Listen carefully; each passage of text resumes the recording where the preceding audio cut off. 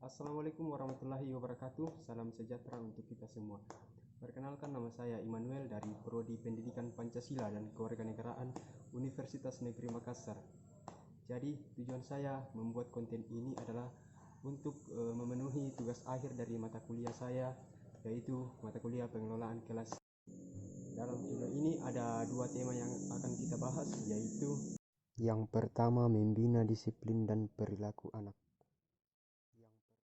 dan yang kedua penciptaan iklim kelas. Oke, kita masuk tema yang pertama, yaitu membina disiplin dan perilaku anak.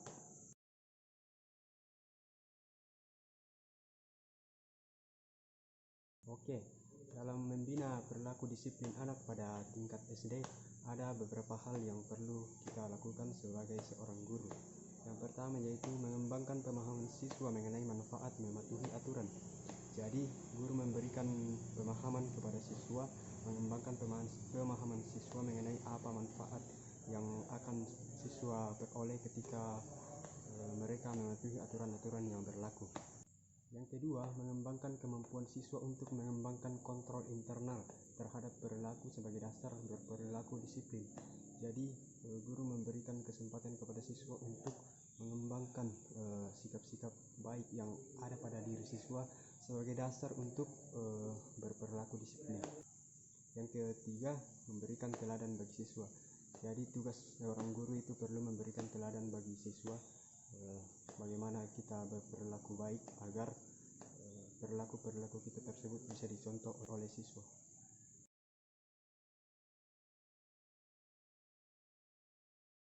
Dalam membina sikap disiplin pada tingkat SMP, ada beberapa hal yang perlu kita lakukan. Yang pertama yaitu pendekatan oleh wali kelas. Jadi wali kelas melakukan pendekatan kepada siswa, misalkan ada siswa yang bermasalah, untuk mengetahui apa yang menyebabkan sehingga siswa tersebut melakukan pelanggaran. Yang kedua yaitu kerjasama dengan orang tua. Jadi pihak sekolah atau guru perlu bekerja sama dengan orang tua siswa dalam membina sikap disiplin siswa, karena lingkungan pergaulan siswa bukan hanya di sekolah tetapi juga di rumah, sehingga faktor-faktor yang dapat mempengaruhi itu bukan hanya di sekolah tetapi juga di luar sekolah atau di rumah. Kemudian yang ketiga, kerjasama dengan guru BK. Jadi ketika ada siswa yang melakukan pelanggaran yang berat atau seringkali melakukan pelanggaran, maka kita perlu memberikan bimbingan konseling kepada siswa tersebut terkait bagaimana atau apa saja dampak yang akan timbul dari perbuatan-perbuatan yang dia lakukan. Kemudian kita memberikan pembinaan kepada siswa tersebut agar siswa tersebut mampu merubah perilakunya. Kemudian yang keempat, memberikan teladan bagi siswa.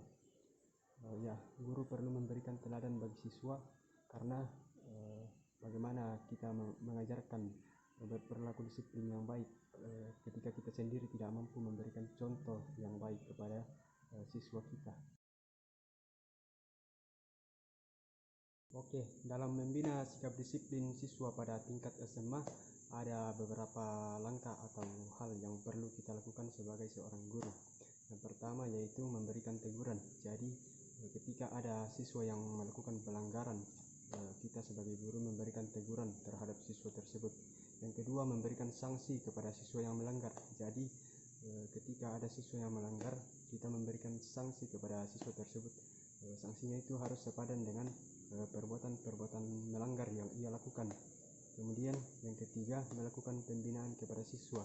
Jadi kita perlu memberikan pembinaan kepada siswa untuk bagaimana mengubah sikap atau perilakunya agar tidak menyimpang lagi. Kemudian yang keempat, memberikan teladan bagi siswa. Ya, tentu saja kita sebagai seorang guru harus memberikan contoh atau teladan bagaimana berperilaku yang baik kepada siswa agar perilaku tersebut dapat dicontoh oleh siswa. Jika dalam proses membina perilaku disiplin siswa pada tingkat SMA atau SMK, ada siswa yang membangkang atau tidak mau ditegur dan berperilaku kasar, kita perlu melakukan langkah-langkah sebagai berikut untuk mengatasi hal tersebut. Yang pertama yaitu melakukan pendekatan. Jadi kita melakukan pendekatan kepada siswa tersebut, apa yang menyebabkan sehingga siswa tersebut melakukan hal-hal yang tidak baik tersebut atau bersikap tidak baik. Yang kedua, koordinasi dengan orang tua. Jadi kita juga memerlukan koordinasi dengan orang tua. Pihak sekolah harus berkoordinasi dengan orang tua mengenai bagaimana kondisi atau sikap dari siswa tersebut atau bagaimana pergaulan siswa tersebut ketika berada di luar sekolah. Yang ketiga, memperbanyak memberikan nasihat. Jadi kita sebagai pendidik harus memberikan banyak nasihat kepada siswa, terutama yang banyak melakukan pelanggaran-pelanggaran, agar mereka mampu mengubah dengan mengetahui apa dampak dari perbuatan-perbuatan menyimpang tersebut, sehingga kita mengharapkan siswa tersebut dapat mengubah perilakunya. Kemudian yang berikut, memberikan analogi atau perbandingan.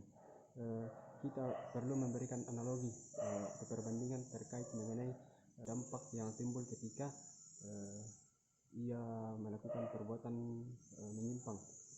Apa saja kita memberitahukan apa saja hal-hal yang bisa timbul ketika ia terus-terusan melakukan perbuatan yang menyimpang tersebut, dan kita juga memberikan pemahaman apa dampak positif ketika ia mematuhi aturan atau berperilaku disiplin.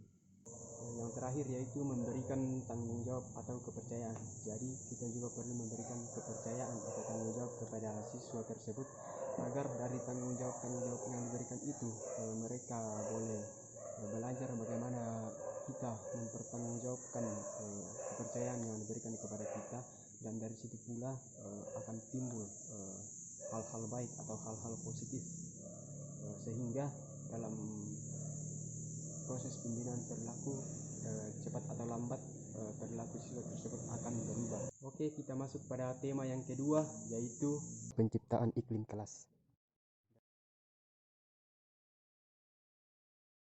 Ya, oke. Mengapa guru perlu memperhatikan iklim kelas?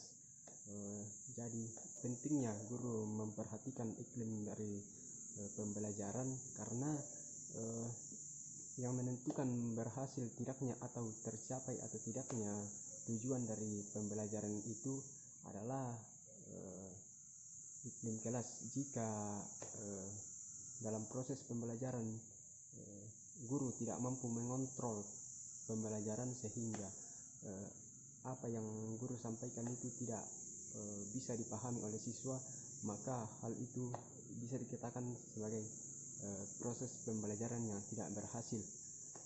Kemudian pentingnya guru mengetahui atau memperhatikan iklim kelas, karena tujuan dari pembelajaran itu agar para siswa mampu mengetahui apa yang guru berikan, atau untuk mendapat pengetahuan-pengetahuan baru. Dan untuk mendapatkan pengetahuan tersebut, iklim dalam kelas itu menjadi faktor penentu juga, agar siswa mampu memahami materi-materi yang diberikan. Oke, bagaimana ciri-ciri kelas yang kondusif? Yaitu seperti tertib. Jadi dalam proses pembelajaran, ketika suasana kelas itu tertib, maka proses pembelajaran pun akan berlangsung dengan baik pula. Oke, yang kedua, siswa aktif berinteraksi dengan guru dan teman-temannya. Jadi ketika siswa aktif berinteraksi dengan teman-temannya atau dengan guru, interaksi yang kita maksud adalah interaksi yang terkontrol, ya, tidak ribut begitu saja, namun mereka misalnya memperdebatkan mengenai pembelajaran atau materi-materi yang diberikan oleh guru. Kemudian siswa juga aktif bertanya kepada guru dan atau menanggapi pertanyaan-pertanyaan dari guru. Hal tersebut juga merupakan ciri-ciri dari kelas yang kondusif. Oke, yang ketiga yaitu memiliki sikap saling menghargai antara siswa dengan siswa, terutama kepada guru. Jadi dalam proses pembelajaran yang kondusif atau baik, sikap saling menghargai itu sangat perlu untuk bagaimana mengembangkan perilaku baik, sehingga dalam proses pembelajaran itu mampu dikontrol oleh guru, karena para siswa memiliki sikap-sikap yang menghargai satu sama lain.